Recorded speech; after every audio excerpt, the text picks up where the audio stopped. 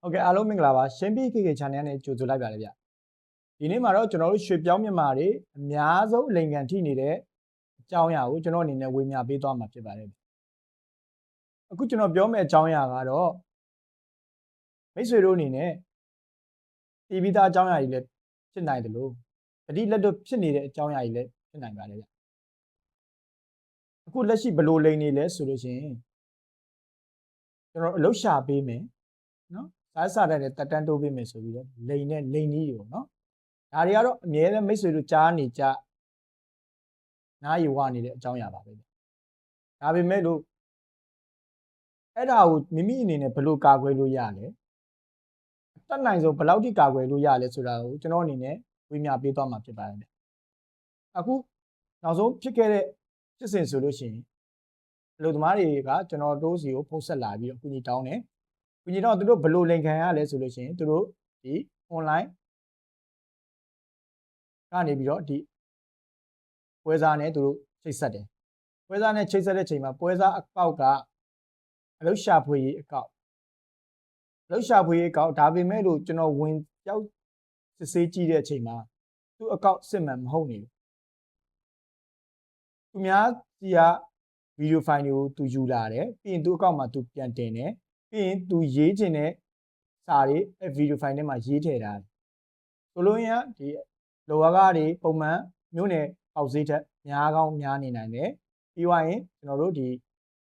အထူးအခွင့်အရေးလို့ပဲပြောမလားကျွန်တော်တို့မလောက်စရာပုံစံမျိုးတွေပေါ့နော်ကျွန်တော်တို့ဒီအခန်းတွေပေးမယ်ကားတွေပေးမယ်ကျွန်တော်တို့မင်းဘိုးတွေပေးမယ်ပြီးရင်နေဆိုင်ညဆိုင်ကားတွေပေးမယ်နော်ပြီးရင်ရက်မှန်ကြီးတွေပေးမယ် OD တွေကပုံမှန်ရှိတယ်ဒီလိုမျိုးတွေပြောကြတာပေါ့ဗျာအလုပ်တတ်တာမယ်အဲ့လိုတွေနဲ့မလုံးနေပေးတယ်ပေးပွားရင်စမတ်ကြီးတယောက်ဘယ်လောက်အလုပ်စမတ်ကြီးတွေကတယောက်ကို6000လို့9500လို့ပေါ့နော်အဲ့လိုတွေပြောတယ်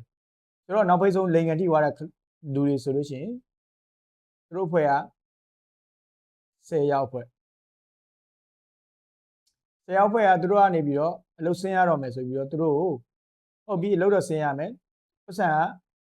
သူပေးစရာမလိုပထမတော့ပြောတယ်ဒါပေမဲ့တကယ်လှုပ်ဆင်းရမယ်ဆိုပြီးတော့သူ့လာကြိုမယ်ဆိုတော့နေ့လဲကြာကြအောင်တဝက်ရင်တွဲခိုင်းတယ်အခုကားထွက်လာပြီသူတို့ကားပုံကြီးပို့လာတယ်အဲ့ပေါ့ပလိမီလို့ဆိုပြီးတော့ရဲဖန်းကန်တီလို့ဆိုပြီးတော့ပတ်စံကိုတဝက်တွဲခိုင်းတယ်တယောက်ကို6000လုံးနဲ့ပဲတဝက်သုံးဆိုရင်တယောက်ကို3000တွဲပေးရတယ်10ယောက်ဆိုတော့3000လူသမားတွေကလည်းဟောသူလာနေပြီဆိုတော့လေကိုယ်နိုင်ငံသားချင်းမလုံလောက်ပါဘူးထင်ပြီးတော့3000လွှဲပေးလိုက်လွှဲပေးပြီးနောက်10မိနစ်ကြာတော့ဖုန်းပိတ်တက်လိုက်အဲ့ဖုန်းခေါ်လို့မရတော့အဲ့လိုအကြုံဖြစ်လာပြီဆိုရင်ကျွန်တော်အလုပ်မိုင်းနဲ့ဘာလုပ်လို့ရလဲဆိုတာကိုကျွန်တော်အနေနဲ့ပြောပြပေးသွားမှာဖြစ်ပါတယ်အဲ့လိုအနေထားမျိုးရောက်လာပြီဆိုအလုပ်သမားအနေနဲ့နံပါတ်1ချက်တေချာတဲ့သူ့အကောက်ကအစ်စ်မှန်တော့မဖြစ်နေနိုင်ဘူးကျွန်တော်တို့သူ့အကောက်ကိုတိုင်ချက်သွားဖွင့်လဲကျွန်တော်တို့အနေနဲ့ကဘာမှအကြောင်းထူးမှာမဟုတ်နေဘူးเนาะဆိုတော့နံပါတ်2ချက်သူ့ဖုန်းနံပါတ်ကိုကျွန်တော်စစ်မယ်ဆိုလို့ရှိရင်လည်းသူ့ဖုန်းနံပါတ်သူ့စင်ကက်ကမှတ်ပုံတင်ထားတာသူ့နာမည်ဖြစ်ချင်မှလည်းဖြစ်နိုင်တခြားတစ်စုံတစ်ယောက်ရဲ့ဖုန်းနဲ့သူဆက်ရင်လည်းဆက်လာနိုင်တယ်ဒါဆိုတော့လူလိန်နေတဲ့လူတွေဆိုလို့ရှိရင်တေးသေးချာချာသူလှုပ်လာဒါပေမဲ့ကျွန်တော်တို့အနေနဲ့လှုပ်လို့ရတာကသူနဲ့ပြောထားတဲ့အကြောင်းအရာတွေကိုနော်သူနဲ့ပြောထားတဲ့အကြောင်းအရာတွေကိုကျွန်တော်တို့ကဘာသာထိုင်းဘာသာပြန်မယ်ကျွန်တော်တို့